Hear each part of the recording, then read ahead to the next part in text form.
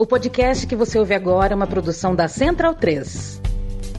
Bem-vindo, amigo e amiga da Central 3 e do podcast Meio Campo. Em nome do Pai, do Filho e do Espírito Santo, como diz aquele apresentador de televisão chamado Craque, né? O Craque Neto. Matias, você sabe que o Craque Neto, antes de ser considerado craque, mas era considerado uma grande promessa do futebol, ele rejeitou o Corinthians porque o Bangu tinha muita grana, né? Tinha dinheiro para dar para ele ali de imediato. Então ele foi jogar no Bangu, não deu certo no Bangu, foi jogar no São Paulo. O São Paulo tem uma matéria na Placar, assim, o São Paulo falando que juntou ele numa sala, meteu o dedo na cara e falou: aqui você vai levar a sério, aqui não é palhaçada não, aqui não tem noite, não, aqui você para colocar o cara na linha. Não funcionou. Depois foi jogar no Palmeiras e do Palmeiras ele foi pro Corinthians. A pergunta que eu te faço o Neto foi jogar de ponta esquerda no Palmeiras. E ao jogar de ponta esquerda no Palmeiras, ficou puto, queria ser o 10. O 10 do Palmeiras era o Edu, do Marangon. E aí, Playboy da Moca. O boy da Moca. E aí ele foi procurar um espaço. O Leão começa dos desgastes ali e vai jogar no Corinthians. Se o Palmeiras vende o Edu e o Neto não sai do Palmeiras, se torna ídolo do Palmeiras, se ele vira o xodó da mancha, e o Palmeiras sai da fila com o gol do Neto em 1990, assim, quem apresentaria os donos da bola hoje? Boa tarde. Nossa, pergunta difícil, hein? Porque não teria aquele Corinthians de 90 também, não, né? Teria. Inimaginável pensar aquele Corinthians sem o Neto, né? Olha, é assim que a gente começa o programa? Pergunta boa, né, cara? Eu acho que o Viola seria um bom apresentador. O Viola seria. Esses donos da bola. Faria uma graça. Ou o próprio Ronaldo, né? O próprio Ronaldo Giovanelli, né? Ou o Denner, porque aí sem o Neto, o Corinthians compraria o Denner da Portuguesa e o destino seria outro. Que exercício de futurologia. Sem falar de... Oi. Estive no Canindé. Opa. Nesta quarta-feira. Inclusive mandar um abraço pro ouvinte Guilherme Pereira, que me cruzou ali enquanto tinha uma desinteligência, né, entre a PM e os Leões da Fabulosa. De lei. E tem agora um belo grafite do Denner e do Enéas na entrada da arquibancada visitante, assim, de muito bom gosto, inclusive. Então, perfeito. E o Canindé está em boas condições, viu? O gramado bom, só a numerada que está interditada, mas a arquibancada. E é até curioso, né? O jogo foi contra a Ponte Preta e tem aquela churrascaria, né? Na Marginal. Tem. E depois do jogo a torcida da Ponte, que ganhou o jogo, né? Chegou em peso no local. E daí um garçom confidenciou para mim que é bugrino e teria que servir os rivais depois de uma vitória de visitante. A gente vai hoje, a gente tem um desfalque do Bruno Bonsante, o Felipe Lobo caiu aqui, né, na nossa telinha aqui, mas daqui a pouco ele volta, e o Leandro Stein recebe o meu abraço. Eu não vou falar de futuro com você, mas sim de passado. Vi que você está lendo um livro muito bom, viu, Leandro Stein? Eu li nas areias é bom, né? Na areia de Maceió, porque é uma leitura bem leve. Tony Padilha é o nome do autor? Isso. É isso, né? Tony Padilha, isso. Os personagens da Copa do Mundo de 50 são personagens muito, muito bons. Tudo bem, Leandro Stein? Tudo bem, li Brasil 50, terminei já, né? O livro são 40 perfis de personagens, né? Não só jogadores da Copa do Mundo de 50, aí tem narrador, tem técnico, tem dirigente.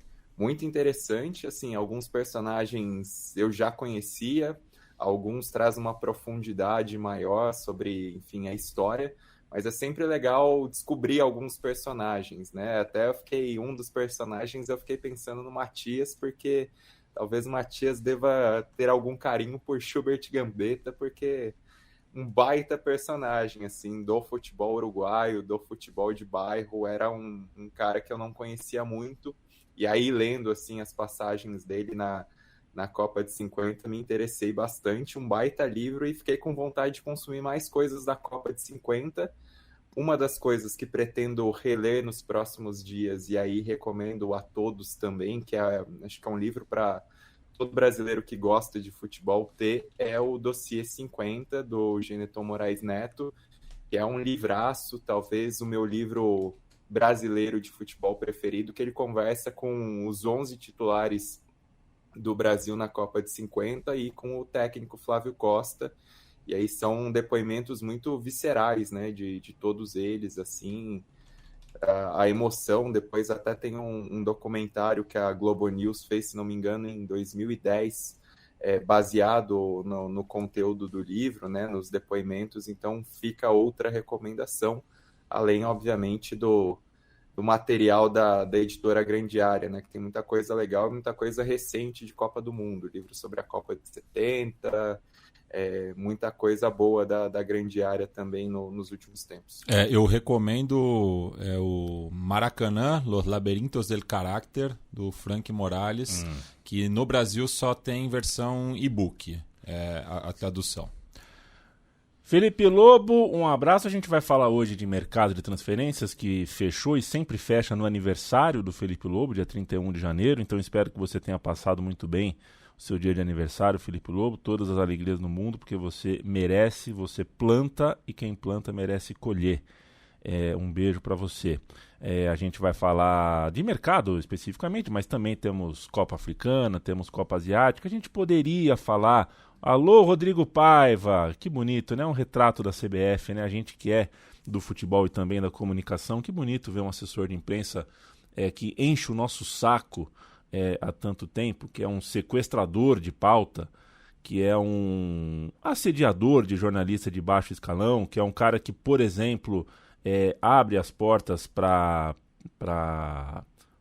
free clears, né? Vamos dizer assim, eu acho que vocês entendem onde eu quero chegar. Bonito, né? Que bonito.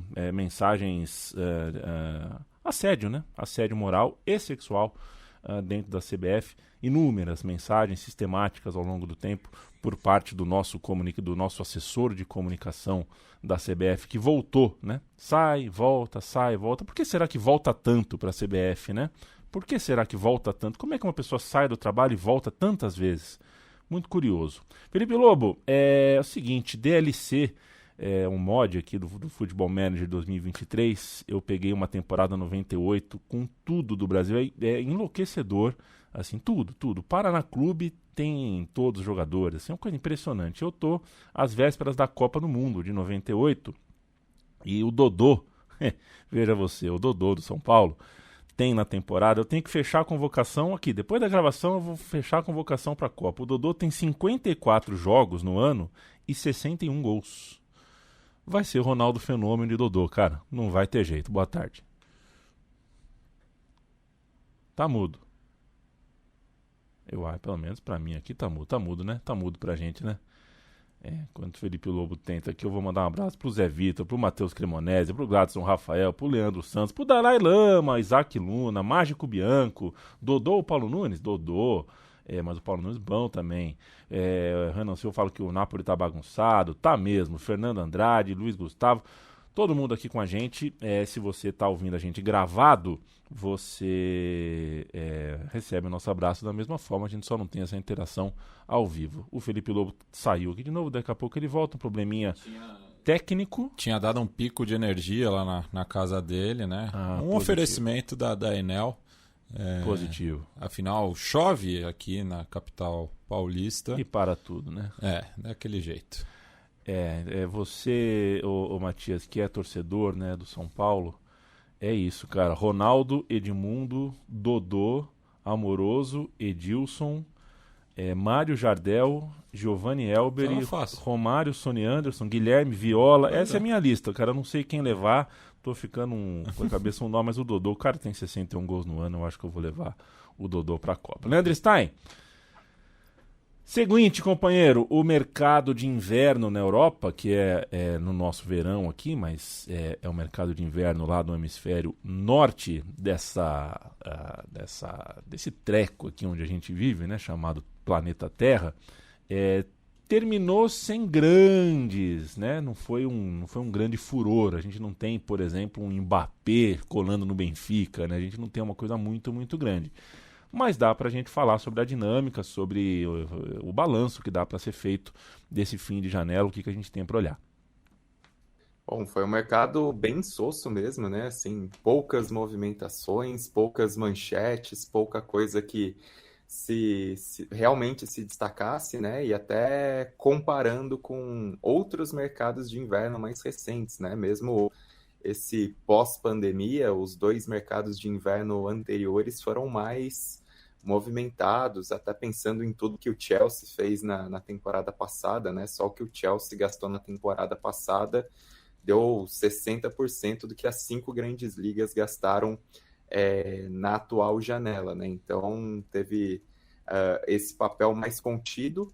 A impressão é que os clubes preferiram não gastar tanto assim e preferiram não vir uma perspectiva tanta de melhora dentro das oportunidades de mercado, né? Assim, considerando que é uma temporada teoricamente aberta em vários sentidos e alguns clubes com necessidades não necessariamente estão com perspectivas de título, né? Por exemplo, se a gente pensar no Barcelona, na situação que tem suas carências claras, não parece que há uma necessidade tão grande no Barcelona para atacar no mercado, assim, não tem uma situação tão aberta para o Barcelona de perspectiva de melhorar com contratações para gastar nesse mercado e melhorar a ponto de buscar títulos. O próprio Real Madrid tem se esgueirado mais, né? Tem aproveitado mais o elenco que tem sem necessariamente arrebentar com contratações, e aí pensando numa contratação futura do Mbappé.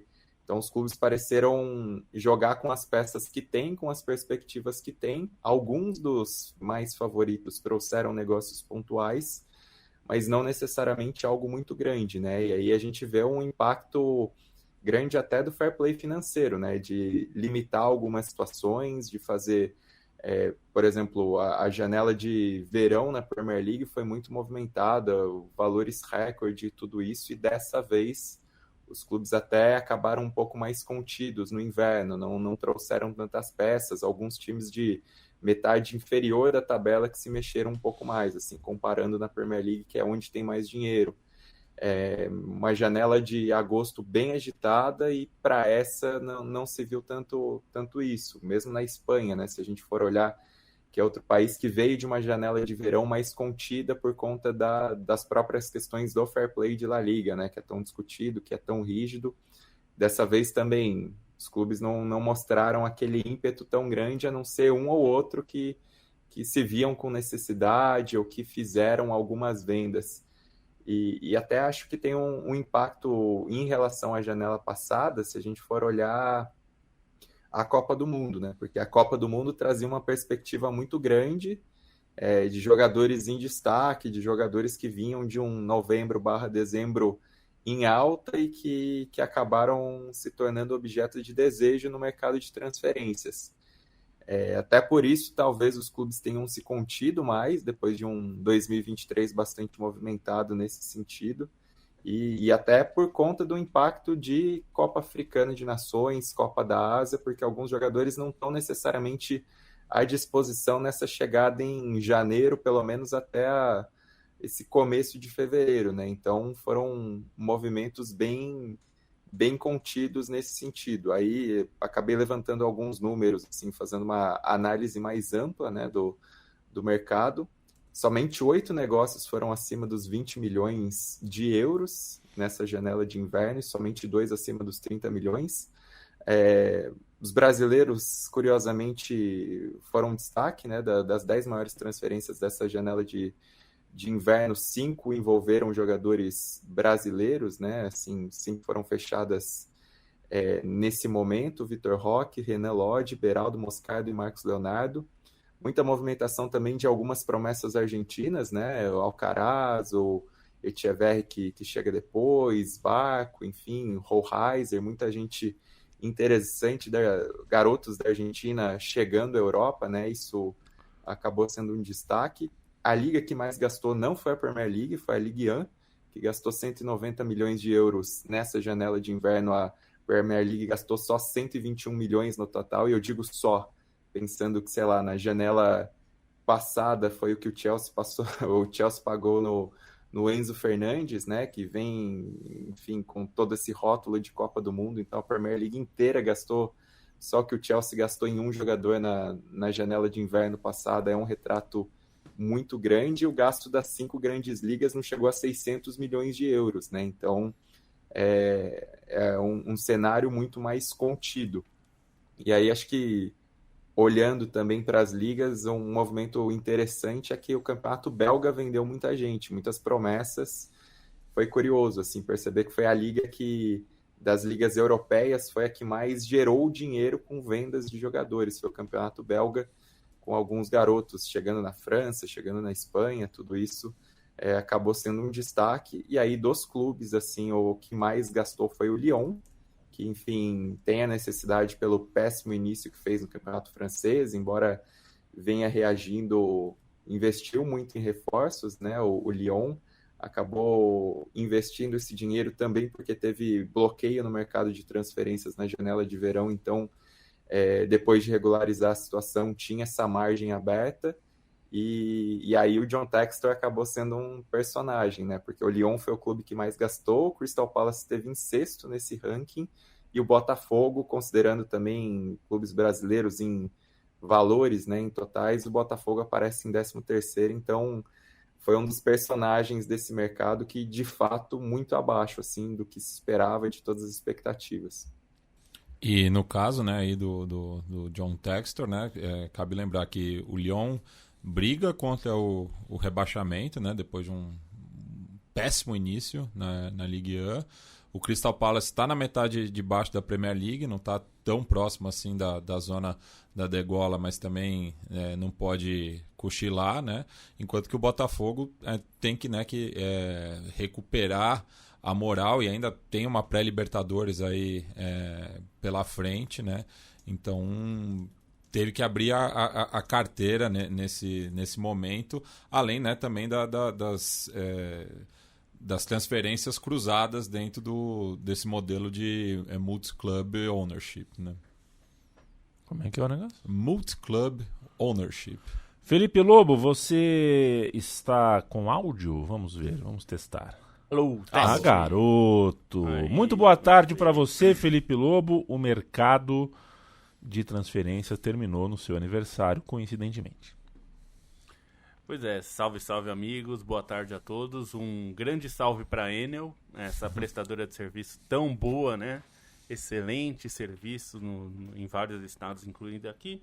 Que a energia ficou piscando aqui, que quase virou uma danceteria às 2 da tarde. Você gosta de danceteria? Eu gostei quando eu tinha uns 18 anos. Nas 2 primeiras vezes que eu fui. Né? Tá bom. Mas depois não muito. Depois não muito, tá bom. Depois não muito. Tá. E, na verdade, até o mercado fechou em muitos países no dia 1º, né? Então acabou ficando um dia depois de qualquer jeito. Justo nesse ano que você teria uma folga, né? Pois é. No fim fechou dia 1º. Mas eu vou te dizer que a contratação de mais peso e de mais impacto nessa janela, no último dia de janela, foi o Hamilton na Ferrari. Essa até o Fabrizio Romano deu. Here we go. Italianos estão em fé. Pena que vai ser só para 2025. Vai ser divertido ver isso acontecer. É The Last Pole? Tá difícil, viu, Matias? Inclusive, para ele ter ido assim, para assinar com a Ferrari para daqui a um ano, quer dizer que ele viu o carro desse ano e falou: rapaz.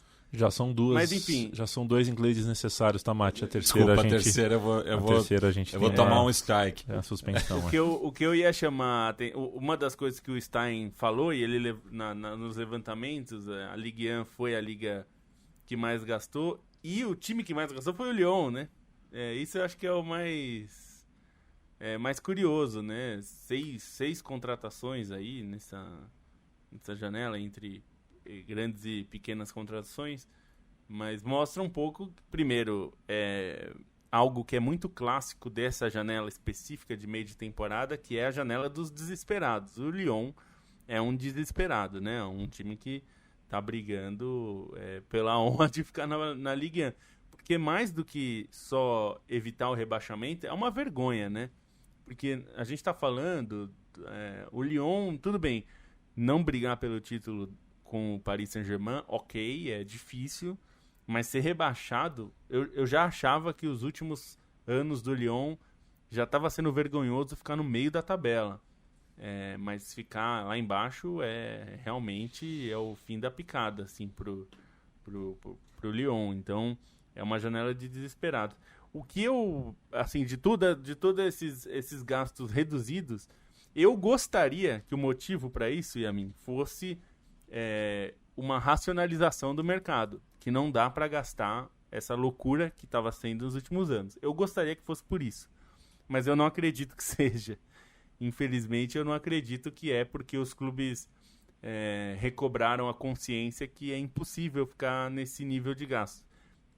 Porque uma das coisas que pavimentou o caminho dessa inflação enorme no futebol foi o aumento sistemático dos direitos de TV, né, na última década. E isso deu uma arrefecida desde a pandemia. Desde o início, né, da pandemia, as renovações de contratos de TV ou reduziram o valor, ou, no caso da Premier League, por exemplo, manteve o valor. E manter o valor foi uma grande vitória. A tendência tem sido de reduzir esse valor, né? A gente vai ver esse fenômeno aqui no Brasil também, para quem está acompanhando aí essa coisa das ligas, Libra, Forte Futebol, os caras estão esperando um negócio de 2 bilhões de reais e não vai rolar isso, não. Enfim, acho que a coisa toda, eu gostaria que passasse por isso, porque os clubes estão se readequando e percebendo que não dá para gastar muito. Eu duvido que seja por isso, mas eu espero que o que aconteça daqui para frente seja a UEFA sendo mais rigorosa em relação a controle financeiro. Eu acho que o fair play financeiro não tem funcionado. A UEFA precisa pensar em algo melhor, mais adequado. E, inclusive, os clubes precisam participar disso, porque isso vai afetar diretamente os clubes, não só os pequenos, os grandes também. A gente está vendo o Barcelona da vida, né? E não só Barcelona. Milan sofrendo, Inter sofrendo, Juventus sofrendo muito. Os próprios clubes espanhóis, de uma maneira geral, precisaram se adequar ali, estão sofrendo. Então, acho que precisa ter uma conversa disso. E eu acho que está na hora de a regulação da FIFA existir, no sentido financeiro. Porque o que a gente está vendo em relação a esses multi-club ownership aí, que o Matias trouxe, esse negócio do Luiz Henrique aí, eu não consigo ver de outra forma que não o Botafogo vai ficar com o gasto, porque aqui no Brasil não existe limite de gastos, não existe controle de gastos, não existe nada. Então, se o Botafogo, que é do mesmo grupo, comprar e ceder de graça pro Lyon, claro que não vai fazer isso, porque, né, precisa manter aparências, vai ceder ali por algum dinheiro, mas me parece uma forma de você burlar controles financeiros, né? E isso vai acontecer outras vezes, já tem acontecido de forma menor, mas esse caso, como envolve um clube brasileiro, para mim fica muito evidente que foi uma forma assim, eu contrato agora, porque eu não sei se eu consigo contratar no fim da temporada, né? A concorrência certamente seria maior, então eu contrato agora, jogo no Brasil, esse gasto não vai ser contabilizado por ninguém, porque o Brasil não controla nada, né? Não controla nem suas fronteiras, que dirá controle financeiro de clube. E aí eu acho que é uma questão que, assim, já que permitiram, eu sou contra que exista donos de mais de um clube. Eu acho que isso não deveria ser permitido. Mas já que permitem, vão ter que criar uma regra para isso, porque senão vai virar a famosa bagunça, né? E a própria postura do jogador também, né? Que já chega vislumbrando, né, essa transferência futura para o determinado clube que é de propriedade do mesmo empresário que o trouxe de volta ao Brasil. Ô Mati, diga lá, Stein. Só citar um caso que acho que é emblemático também, que foi na janela de verão que o Lyon fez isso, né? Porque por conta dos embargos, o Lyon contratou no Amar, que é um jogador promissor que estava no Nordsjælland da Dinamarca.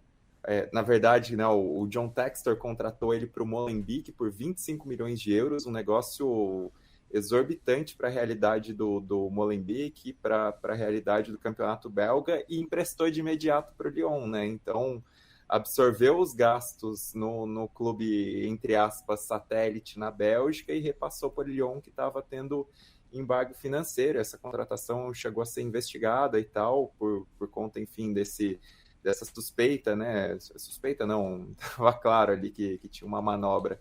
E acho que é um caso bastante emblemático dentro disso, né? E exatamente isso.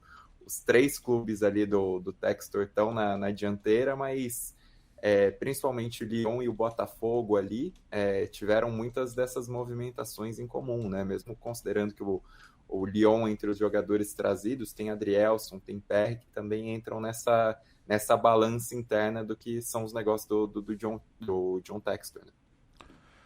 Matias, eu ia te perguntar sobre, enfim, do ponto de vista econômico, né? A Argentina passa um momento bem mais complicado do que o brasileiro, só que parece estar nascendo um craque geracional lá, né? Que é o Echeverri.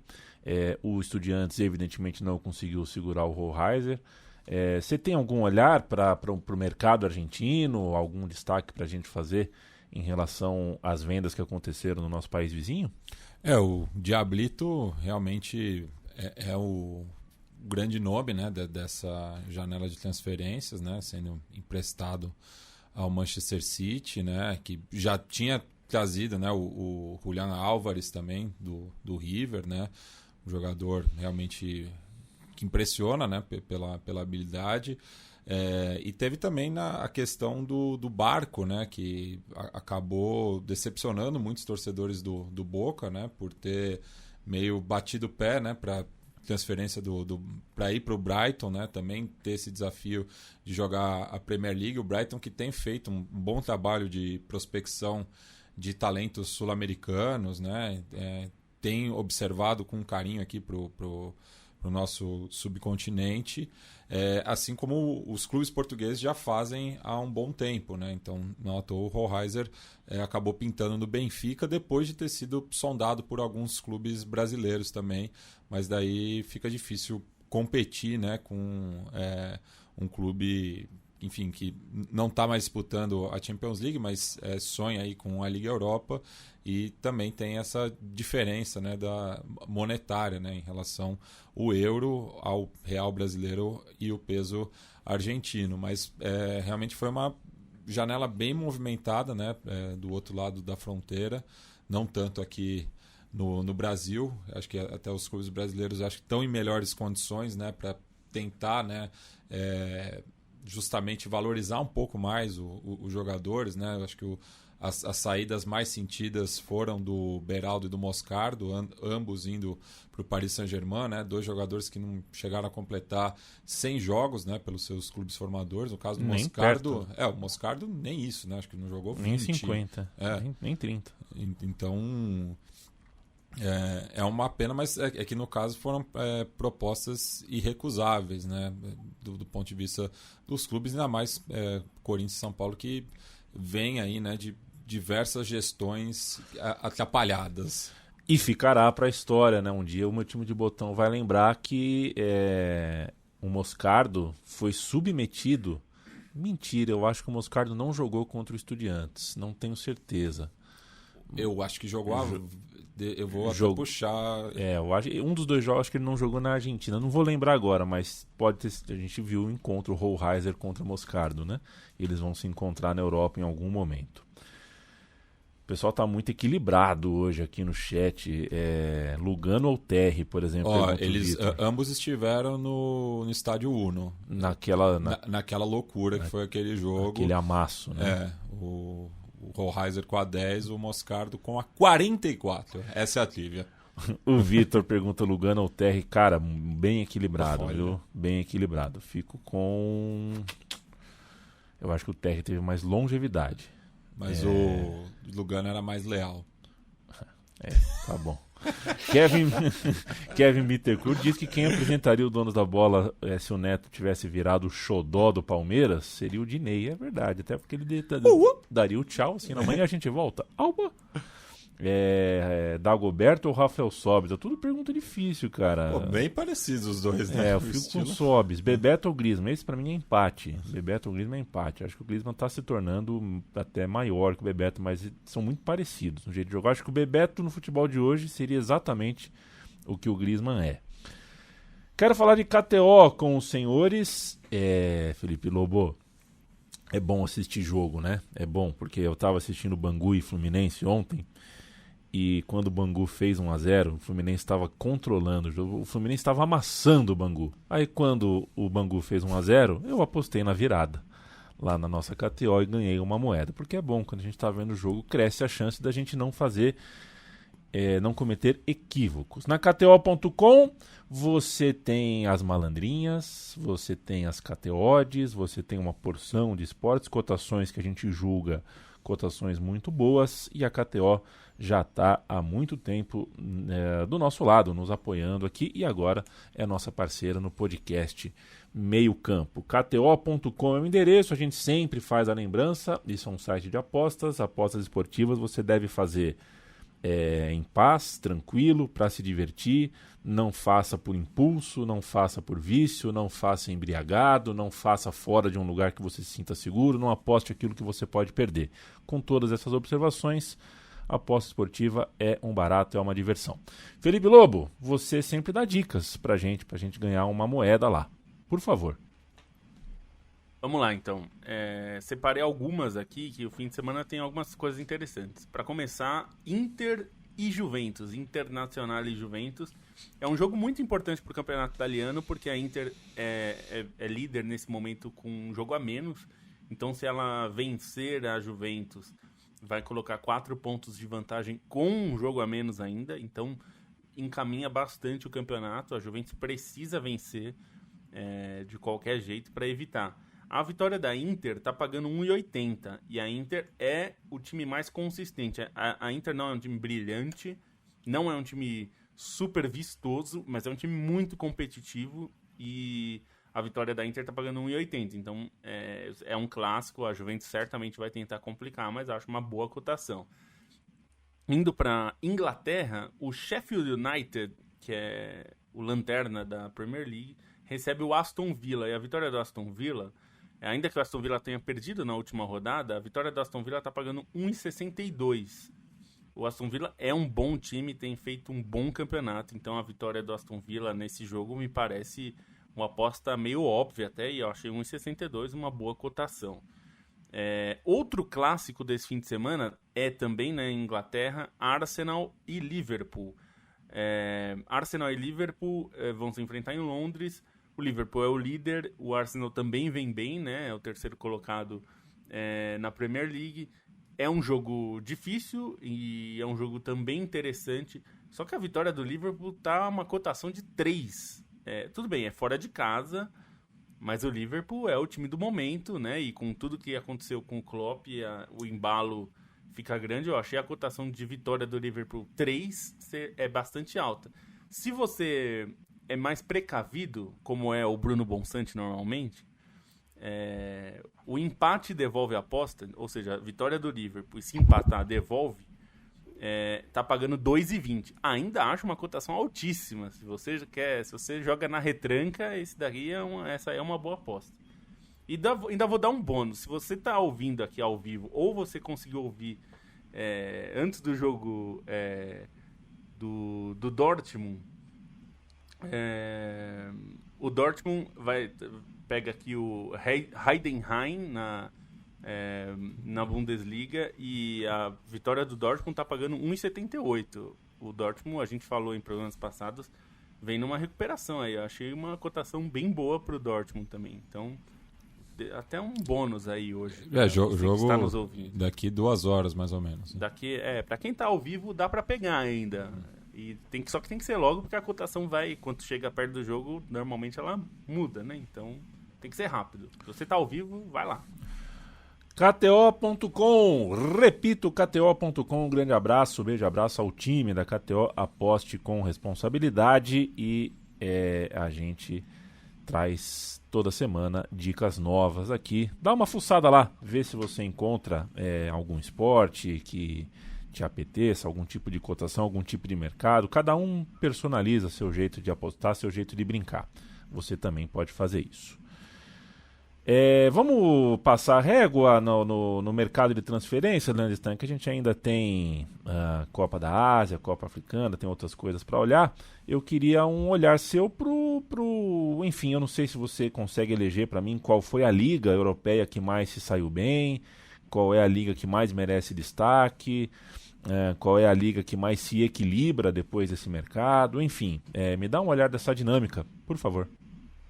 Bom, vou falar, acho que um pouquinho mais dos times, porque das ligas em si não teve um destaque tão grande, né? A Ligue 1 teve seus gastos concentrados até por aquilo que mexeram PSG, Lyon e Olympique de Marseille, mas não sei se é algo que mexe tanto no equilíbrio da liga, né? A própria Bundesliga acho que dá para olhar, porque Bayer e Leverkusen fizeram algumas contratações pontuais, o próprio Dortmund foi bem, mas também não foi algo tão espalhado. Acho que até gostei assim do mercado da Bundesliga pela inteligência de alguns negócios, mas falar de alguns times, na Premier League o que mais me chamou a atenção por serem bons negócios para aumentar a profundidade do elenco foi do Tottenham, que trouxe o Dragusin e trouxe o Timo Werner, então é um time que por vezes você notava que tinha uma necessidade ali de ter um elenco um pouquinho mais profundo, já tinha vindo de um mercado de verão bastante movimentado, com muitas apostas, né? Até apostas acho que de médio prazo, e alguns jogadores começaram a corresponder bem, e se aprofundou um pouco mais até para conseguir fincar o pé no G4, que é o objetivo do Tottenham nesse momento, né? Mas de resto, muitos negócios, principalmente dos times mais da metade inferior da tabela, os times da parte de cima ali não fizeram tanta coisa. Em La Liga, acho que teve 2 times ali me agradaram. Um foi o Betis, né? O Betis, até por conta da saída do Luiz Henrique e do Borja Iglesias, ganhou dinheiro ali, ganhou espaço dentro de suas finanças, e aí conseguiu contratar jogadores e fez um mercado movimentado com Fornals, com o time Ávila, com o Bakambu, com o Johnny para o meio campo. Então o Betis ganhou opções, né? E o Betis era um desses times estrangulados pelas finanças, não só nessa temporada, já vinha de algumas temporadas com dificuldades em contratações por conta do fair play financeiro em La Liga. E o Atlético de Madrid também fez alguns negócios interessantes com o Gabriel Paulista para a defesa, né? Acho que é uma união interessante dele com o Simeone para observar, e o Vermeeren para o meio campo, que é um jogador bastante promissor, belga, para tentar dar mais qualidade também para o Atlético de Madrid. Acho que é um bom negócio. O Villarreal, um time que não fazia uma temporada tão boa, buscou jogadores sem tanto custo, muitos por empréstimo, mas alguns medalhões, né? O Bailly, que já passou o melhor da carreira dele, Bertrand Traoré, Gonçalo Guedes. Bom, na Bundesliga o Bayern tem alguns problemas de lesão e até por isso se mexeu, né? Algumas carências do elenco também, porque o mercado de verão, ainda que tenha tido Harry Kane, o clube não sanou todos os problemas. Aí trouxe o Sacha Boey para a lateral direita, que era uma das necessidades não supridas, um bom jogador do Galatasaray. Trouxe o Eric Dyer, que é um negócio meio contestável, mas enfim. E o Brian Zaragoza, que antecipou, né? Já era uma compra certa do Granada, e aí trouxe esse jogador que é muito promissor, muito talentoso, muita qualidade no 1 contra 1, e pode ser um jogador arisco para esse setor ofensivo do Bayern, que perdeu o Coman. O Dortmund fez um mercado muito bom, né, com o Madsen para a ala esquerda, e com a volta do Sancho, que já começa a corresponder a um jogador de muita qualidade para dar mais perspectivas para o Dortmund se firmar dentro do G4. E o Leverkusen também, que recorreu ao Borja Iglesias, né, até por conta da lesão do Boniface. Tem o Schick no elenco que, enfim, tem ocupado essa lacuna, mas era importante ter outro centroavante, pensando que o Leverkusen está buscando 3 frentes por aí. E aí outro time que se movimentou de maneira interessante, que eu gostei, foi o Frankfurt, que buscou alguns jogadores que estavam em baixa, né, para tentar melhorar o elenco. Algumas apostas nesse sentido, com o Van de Beek, com o Ekitike, com o Kaladzic. Então é um Frankfurt que ganha essas opções renomadas, mas jogadores não tão bons.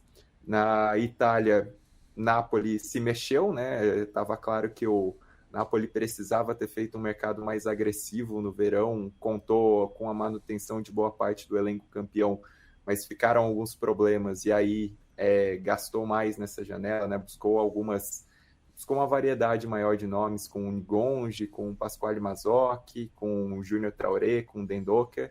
A Juventus... Até pensando, né, Stein, que o De Laurentiis confirmou, né, que o Osimhen não fica, né, na próxima temporada, então já está pensando mais adiante também, né, não só nessa temporada.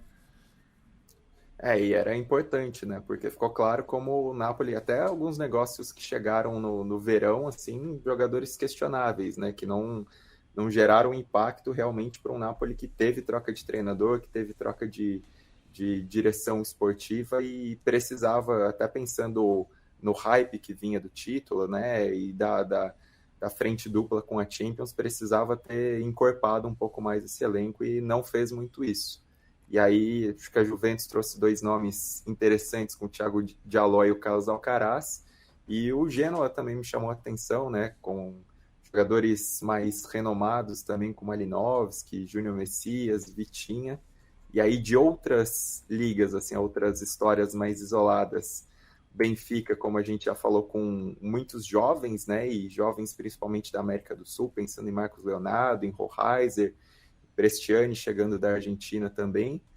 Eu gostei do mercado do Fenerbahçe, que está nessa briga pelo título muito ferrenha, né, e está com a chance de encerrar um jejum de 10 anos no campeonato turco. Aí buscou o Soyuncu, que não estava sendo utilizado no Atlético de Madrid, buscou o Krunic para o meio campo, buscou o Bonucci, né, que passou o semestre no Union Berlin, o Union Berlin se desfez de vários nomes. Outro time, num caso parecido também, é o Hajduk Split, né, que repatriou vários medalhões croatas com ligação com o clube para tentar buscar encerrar o jejum, né, que vem quase de 20 anos já do clube no campeonato croata. Aí trouxe o Brekalo, o Kalinic, Perisic, que está lesionado, mas pode entrar depois, na reta final do campeonato. O Kleinheisler também, que é um jogador bastante interessante. E o Zenit, né? O Zenit acho que é um time que está fora das competições europeias, está numa situação que fica concentrado no campeonato russo, mas mesmo assim tem certa capacidade no mercado brasileiro, né, pagando valores até mais altos, com o patrocínio da Gazprom e tudo isso. Dessa vez buscou o Arthur e o Nino como outras 2 opções, mas jogadores que deixam o mercado brasileiro, mas vão ficar meio escondidos com embargo ainda aos clubes russos, né, a Federação Russa, por conta da guerra na Ucrânia. Senhoras e senhores, este é o podcast Meio Campo. A gente está começando essa nova jornada, essa nova etapa, e para isso a gente sempre faz o pedido para você. Se ouve a gente por podcast, divulga, mostra para os amigos, faça o podcast chegar em mais pessoas. E se está assistindo a gente no YouTube, é o famoso polegar para cima, mais sininho, aperta esse cacete que não custa nada para você e ajuda o robô desta bodega chamada YouTube. A gente grava na tarde de sexta-feira, né, o Felipe Lobo, e quartas de final na Ásia e na África estão acontecendo nesse momento. O som, né? acabou de garantir a virada da Coreia do Sul na prorrogação, enquanto você no último lance. Não, ainda tem tempo, mas na prorrogação, no finalzinho do primeiro tempo da prorrogação, o som, que já havia empatado o jogo com uma cobrança de pênalti nos acréscimos do segundo tempo, agora vira numa bela cobrança de falta para a Coreia do Sul, enquanto que a Nigéria está ganhando de 1-0 de Angola no primeiro tempo ainda. Eu acho muito louco que tem um jogador muito veloz chamado Son. Eu acho isso fantástico. Mas enfim, a gente está com os jogos acontecendo, né, Lobo? Então não vou te perguntar dos jogos e tudo mais. Mas, cara, é muito louco você olhar para a Copa Africana de Nações e perceber que os 8 quadrifinalistas desse ano são diferentes dos 8 quadrifinalistas da edição passada. Uma competição muito, muito louca acontecendo na África e não por menos na Ásia, né? A gente já tem a Jordânia como uma semifinalista inédita E para a gente chegar nessas quartas de final, muita coisa quase aconteceu. Por exemplo, a Síria ir para os pênaltis contra o Irã e outras pequenas histórias no caminho. E só me corrigindo, antes do Lobo falar, o Son sofreu o pênalti, né, no final do tempo regulamentar, mas quem cobrou foi o Hwang Hee-chan. É muito doido, né? Porque a Coreia do Sul é uma potência, né, no continente asiático, mas nesta na Copa da Ásia, a Austrália tem sido mais time, né? Só que o craque mesmo é o Son, né? A Austrália não tem um craque nesse peso aí. Às vezes isso faz diferença, né? Mas é isso. Bom, para começar da África, a gente repete tanto aqui que as pessoas cansam, mas é porque a África era o continente mais subrepresentado nos mundiais. A gente falava isso porque os times que vão, africanos, né, que vão à Copa, sempre tem pelo menos um ou dois que são realmente competitivos, que complicam a vida, chegam nas oitavas de final e causam problemas e tudo mais. Mas além dos que vão, sempre tem pelo menos uns 2 ou 3 que poderiam ter ido e não vão por muito pouco. E a Copa Africana é tradicionalmente um torneio muitíssimo difícil de você prever, né, o que vai acontecer. Então essas mudanças, né, são bem interessantes. E como a gente também tem falado ao longo do torneio, né, eu tô muito empolgado com Cabo Verde, ver até onde vai Cabo Verde. A trajetória toda de Cabo Verde tem sido interessante nesses últimos anos, né? Foram buscar vários jogadores de ascendência cabo-verdiana, e como a gente falou aqui várias vezes, esse é um movimento, não sei se dá para chamar assim, o Matias, que é historiador, talvez fique... mas é quase um movimento contra-colonial, digamos. Decolonial. Decolonial, assim, porque, né? A gente tá buscando europeus para jogar até teve no nascimento, né? Até teve uma troca de gentilezas, né, entre um moçambicano e um cabo-verdiano no Twitter, porque o moçambicano chamou a seleção de Cabo Verde de Tugas cabo-verdianos, né? Tuga é uma abreviação de português, né? Daí o pessoal ficou puto, falou que Tuga nada, meu. Pois é. Então eu tô bem ansioso para ver esse Cabo Verde e África do Sul. Acho que é bem... E aí, assim, tem essas histórias que são histórias típicas de torneios como esse, que é a da Costa do Marfim, que não jogou porcaria nenhuma na primeira fase, passou por Senegal, que era a seleção favorita, que mais jogou bola. Claro, numa loucura de mata-mata, que acho que só esse formato permitiria. E agora vai ser mais cotada, né? Porque acho que ninguém vai querer pegar uma seleção da Costa do Marfim que embalou. Então Mali vai ter trabalho ali, embora Mali seja também uma boa seleção. Então tem confrontos bem interessantes. Tá rolando Nigéria e Angola, não dá pra falar muita coisa, assim como a Austrália e Coreia do Sul, que tá no final. E a Austrália acabou de ter um jogador expulso pela revisão do VAR. Então tá difícil a vida da Austrália. Mas acho que é um torneio muito divertido, né? E assim, eu vou te dizer que, embora a Nigéria seja uma camisa de peso, Costa do Marfim também, mais de uma tradição que a gente se acostumou a ver, não me surpreenderia Cabo Verde ou mesmo a África do Sul, que é o confronto, um desses dois chegar à final e até beliscar, porque são times interessantes. Assim, a África do Sul teve muitos problemas ao longo dos últimos anos de montar seleções fortes, né? Desde a Copa que ela sediou, que já não era um time muito forte, né? Mas é interessante ver agora, porque a África do Sul, como país, né? E como clubes, tem clubes muito fortes, né? Talvez seja um dos campeonatos mais fortes em termos de clubes da África, e embora não consiga fazer com que isso vá para a Champions League africana, os times do norte têm dominado a competição, né?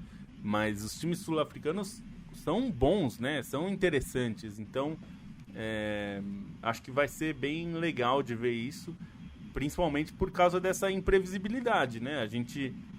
porque na Copa da Ásia é bem interessante Jordânia chegando, mas eu duvido que vá ser campeã, assim, eu não apostaria nunca.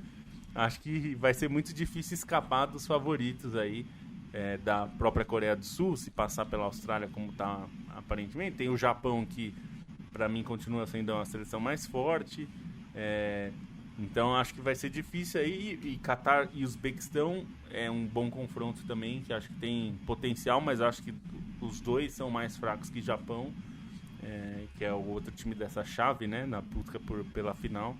Então, enfim, torneios agora no mata-mata fica sempre mais interessante. Nessa fase tá bem legal de ver. O Irã e Japão tem tudo para ser um jogo nesse sábado bem interessante, porque o Japão é um time melhor tecnicamente, mas o Irã é um time que é um dos times mais raçudos, né? A gente viu na Copa, né? E a gente vê quase sempre, né? O Irã é um time que ele joga uma chave de fenda no motor dos adversários e o adversário fica tentando consertar ali. É sempre uma dureza jogar com o Irã, né? Assim, que eu acho legal da Copa da Ásia são dois jogos de quartas de final com cara que poderiam ser as semifinais, né? Esse Coreia do Sul e Austrália, e o Japão e Irã. O Jordânia e Tadiquistão foi um jogo totalmente aberto, né? Duas surpresas. E Catar e Uzbequistão acho que tende a ser interessante, porque o Uzbequistão tem uma seleção jovem, assim, alguns jogadores aparecendo bem, e o Catar tem apresentado um bom futebol, né? O Akram Afif tem jogado demais, assim, até criação de jogadas. Ele tinha ido muito bem no título em 2019, mas um pouco eclipsado pelo Almoez Ali. Dessa vez ele tem aparecido ainda mais. E aí na Copa Africana de Nações, uma coisa legal é que todos os jogos das quartas de final tem pelo menos um ex-campeão do torneio, né? Então é um candidato inédito contra um ex-campeão. Então isso acho que pode ser interessante até para olhar o que tem sido essa Copa Africana de Nações. E aí algumas são casos diferentes, né? Por exemplo, Costa do Marfim e Nigéria, que tem vindo aos trancos e barrancos nos últimos anos, assim, em questão de ciclo. Até a Costa do Marfim esperava mais por alguns, pelo elenco que conseguiu montar nos últimos tempos e pelo 2023 que fez. Ou, por exemplo, República Democrática do Congo e África do Sul. São duas seleções muito tradicionais, com uma representatividade grande, mas que nos últimos tempos também não vinham conseguindo corresponder, e dessa vez vem bem. Mali e Guiné são duas seleções que costumam fazer boas campanhas de mata-matas em Copa Africana de Nações, mas nunca ganharam, e tem gerações que causam expectativas, né? Guiné, assim, tava uma empolgação tamanha com o time. Mali também tem um meio-campo muito bom, jogadores muito interessantes. São outros dois times que podem aprontar, além dos lusófonos, Angola e Cabo Verde, que acho que a gente olha com carinho até pelo futebol que vem apresentando. E da Copa Africana de Nações, que vale falar, são as duas eliminadas de peso das oitavas de final, né? Desde a gravação do último programa, que eram as grandes favoritas, Senegal e Marrocos. Senegal, a gente estava gravando na hora, a expectativa é que fosse uma vitória até tranquila, pela maneira como abriu o placar muito rápido e por aquilo que estava sendo a Costa do Marfim, mas o time recuou, se acomodou, enfim, acabou cedendo um pênalti, acabou sendo eliminado nos pênaltis. Fica essa lamentação por Senegal, porque até pelo que vinha apresentando no torneio, esse início de campanha nessa CAN foi até melhor do que o início de campanha na CAN que Senegal ganhou, então acho que tinha uma expectativa grande. E Marrocos, pela Copa do Mundo que fez e pela maneira como não conseguiu se apresentar nessa Copa Africana, né? E Marrocos tem uma lacuna muito grande em relação à Copa Africana, que não ganha desde 1976, e vinha com esse time de Copa do Mundo muito boa, com muitos talentos, com jogadores com capacidade individual, né? Não era necessariamente um time que precisava dessa postura reativa. É um time com jogadores com qualidade, mas aí o que acontece? Toma o gol muito bem construído pela África do Sul, tem o pênalti desperdiçado pelo Hakimi, a expulsão do Amrabat, que logo depois ocasiona o gol de falta. Então foi uma eliminação de cartilha de Marrocos, do que aquele time que talvez não apresentou aquilo que tinha de expectativas e aquilo que poderia, dentro da qualidade que esse grupo já demonstrou, né? E dentro de jejuns, assim, Coreia do Sul não está classificada ainda, mas acho que é um time interessante para a gente ver nessa Copa da Ásia, porque também não está correspondendo ali. Esse jogo contra a Austrália teve dificuldades para conseguir esse empate no finalzinho. O jogo contra a Arábia Saudita também teve que pressionar muito até conseguir o gol no final para forçar a prorrogação e classificar nos pênaltis. A Coreia do Sul é impressionante, né? Uma seleção que a gente se acostumou a ver nas Copas do Mundo, principalmente desde 86, mas que não ganha a Copa Asiática desde 1960, né? A Coreia do Sul tem 2 títulos nas 2 primeiras edições, mas tem esse grande jejum desde 1960. O Irã também tem um grande jejum desde os anos 70. Então a Copa da Ásia tem esses jejuns, tem essas seleções muito grandes que a gente se acostuma a ver, mas não tem esse título tão recente. Acho que é algo que dá um pouco de cor também, um pouco de pimenta, de interesse, de tempero ao torneio. Perfeito, senhores. Eu quero mandar um abraço a você que sempre nos acompanha. O Nico Rodrigues pergunta aqui, quem seria Harry Sotar no Scratch Canarinho de 1994? Meu, esse cara ele tem o quê? 2,18 m? Eu não sei. Eu na Copa do Mundo tinha medo dele pisar no Messi e matar o Messi igual você mata 1,98. Pô. 1,98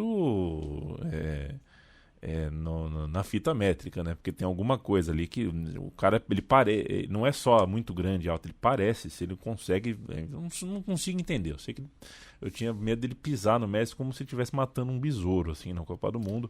E ele é o segundo jogador mais alto a defender o Soccer Rules, né? Porque teve também o Zexu Kalati, né? Que era o goleiro de origem... Croata, se não me engano. Eu acho que é croata. Sim. Quero mandar um abraço pro Igor, que tá diretamente de Piracicaba. Fala, vamos subir quinzão. Tem 15 de Piracicaba e São José. Vocês vão enfrentar o líder, hein? Boa, tá boa a Série A2, viu? Eu acho que tá deliciosa. Bom é a receita Esse ano sobe a mim. O mata-mata a gente tem que ver o mata-mata, né? Mas que tudo indica, é líder, muito bem, obrigado, né? Tá deliciosa vendo o resultado, vendo o jogo, tá sofrendo esses 1-0 seguidos, mas tudo bem. Sabe o que aconteceu, Lobo? O cara fez o gol, aliás, mais uma vez, o João Gabriel tem 4 gols em 5 jogos, fez mais gols em janeiro do que o Haaland, o camisa 10 do São José. Só que ele fez o gol e tirou a camisa, e tomou amarelo. Adivinha o que aconteceu? Logo no começo do segundo tempo. Tomou o segundo amarelo. E aí o São José teve que se segurar lá atrás, ganhou mais um jogo. Jogou 5, ganhou 4, empatou 1. E o artilheiro da A2 é o Carlão do Noroeste. 5 jogos, 5 gols. Perfeito. Um abraço pro grande amigo Vitor Dumbra, que tá aqui com a gente. Vai começar a Fiascopa, hein? Arquipélago de Monolito, República de Monolito, firme e forte, em busca do seu heptacampeonato. André Brasiewski, sempre conosco, hein, André? Valeu demais. Que 2024 seja um ótimo ano para nós. Será. O Murilo pergunta qual filme ganharia o prêmio Fui Clear? Árvore da Vida, né? Acho que a Árvore da Vida merece o prêmio Fui Clear. Neymar, se as pessoas estão te achando gordo, cara... Você é o Neymar, cara. Deixa as pessoas falarem. O pessoal tá falando muito, né? O pessoal também enche o saco do Neymar também. Não tô falando que tem... Tá todo mundo errado. Agora, um jogador como o Neymar não precisa abrir um vídeo. Pegou ar. Cara, pega ar com... Você já tem 15 anos de carreira de alto nível. 15 anos que só falam de você em tudo que é canto. Deixa quieto, cara. Deixa quieto. Então é isso. Neymar, narigudo. Você é narigudo, Neymar. Aí ele vai fazer um vídeo. Não sou narigudo, não. Olha meu nariz. Cara, toca a vida, cara. Toca a vida. Deixa quieto. Você já é chato o suficiente sem se importar com o que os outros falam. Parece que o cara quer ser mais chato cada dia, né? Tá dobrando a aposta. Porra, cara. Felipe Lobo, tchau. Ficamos por aqui, né? É isso aí. Então, um grande abraço a todos e sigam lá no Próxima Fase também, que logo vai ter vídeo novo, tô pesquisando aqui. Você conhece a história do 3DO, Leandro? Não conheço. Foi um videogame dos anos 90 que não deu muito certo, mas a história é boa. Quem é mais chato, o Neymar ou o Nelson Piquet? Eu acho que o Nelson Piquet, viu? O Nelson Piquet acho que é mais... É porque o Neymar, ele é bobo. O Nelson Piquet, ele vai um pouco mais... Perfeito. Né? Perfeito. Entendi. Leandro Stein, beijo pra você. Quem é mais chato, Neymar ou Carlos Kaiser? Acho que é o Neymar, viu? O Carlos Kaiser, o problema é que são muitas entrevistas, muitas matérias, nossa, né? E sempre a mesma coisa. E só um destaque final, assim, que coisa surreal que foi a apresentação de Arturo Vidal no Colo-Colo. Quem não viu, que coisa medonha. Foi apresentado... Rei Arturo foi apresentado num cavalo. Não, primeiro meteu Sierra e desceu de helicóptero, né? Aí, que pataquada. E depois com roupa medieval, dando volta em cima do cavalo no estádio. Assim, nada mais Arturo Vidal, né? Não esperava nada além Só do faltou Vidal, bater uma Ferrari no... Ou, sei lá, dar com o cavalo no alambrado, né? Vai saber. Pelo menos não teve nenhum problema com animais feridos. Ficamos aí até segunda-feira. Matias, quem é mais chato, Neymar ou Vidal? Olha, páreo duro, né? Eles chegaram a jogar juntos no Barcelona? Imagina. Não, acho que não. Acho que não, né? O Vidal chegou depois, né? Chegou depois. O Vidal chegou quase no final da década. Mas, nossa, imagina um vestiário com o Neymar e o Vidal. Deve ser uma disputa, assim, por atenção. Meu Deus, mas enfim. Aí é páreo duro. Eu achei que eles iam ficar ofendidos, sabe, Matias? Porque o Vidal faz 6 meses, não, já faz anos, né? Que ele tenta escolher o time que ele joga, né? Encheu o saco pra jogar no Flamengo, encheu o saco. Juras de amor. Aí deu 2 meses que ficou no banco, não conseguiu jogar, quis sair. Aí encheu o saco do Boca Júnior, cara, só faltou ele ir na porta da Bomboneira. E fez outros pedidos aqui e ali, falou... América de Cali, declarou amor ao Atlético Paranaense, tinha se encontrado lá. Quando viu que não tinha mais mercado, aí ele foi pro Colo-Colo. Eu achei que ele ia ser recebido como... E aí, ô Framboesa, qual que é? Dá um papo aí. Você tá vindo porque quer ou tá vindo porque não tem outra opção? Mas parece que foi, tá tudo certo. Ídolo é ídolo e convenhamos que a seleção chilena é carente de ídolos. E Ramon Menezes, você tem que agradecer que o podcast Meio Campo em 1h02 não falou da sua seleção. Mas semana que vem a gente vai falar, tá? 3-1, fora o baile para a Venezuela, valendo, não valendo, com o time reserva, já classificado ou não, com a bolinha que a seleção brasileira está jogando. Domingo que vem, inclusive na mesma hora do Super Bowl, né? O Super Bowl, vai ter Brasil e Argentina e o Brasil pode estar pendurado para ir para a Olimpíada. E aí a gente lembra, quando o Brasil não vai para a Olimpíada, a gente lembra que as pessoas se importam sim com a seleção brasileira. Vai perder a vaga olímpica para a Argentina para ver. Com essa bolinha que está jogando, seu Ramon Menezes. Esperamos para ver. Você curte e conversa com a gente nas redes sociais, você visita a nossa cozinha, central3.com.br, e você acompanha aqui no nosso canal no YouTube o Meio Campo. Ouve nosso podcast no seu tocador preferido de podcasts e toda segunda e toda sexta-feira a gente está de volta. Valeu demais, tchau, tchau.